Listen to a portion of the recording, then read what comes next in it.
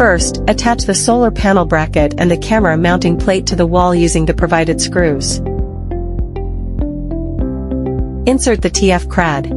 Make sure the shiny metal side is facing up. Next, align the camera with the slot on the mounting plate. Push it in until it clicks into place. Adjust the angle for optimal sunlight exposure.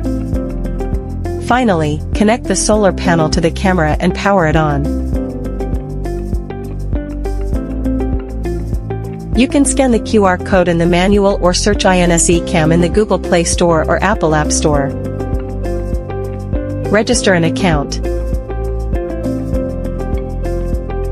Now, power on the camera. Wait until it finishes rotating, and you'll hear it say, "Wait to be configured." Open the app, tap the plus button in the upper right corner to add a device, and choose Add Security Camera. Choose one of the following two methods to connect and find the Wi-Fi camera. Tap the spinning icon to search for and connect to nearby devices. Alternatively, select Bluetooth camera in the app.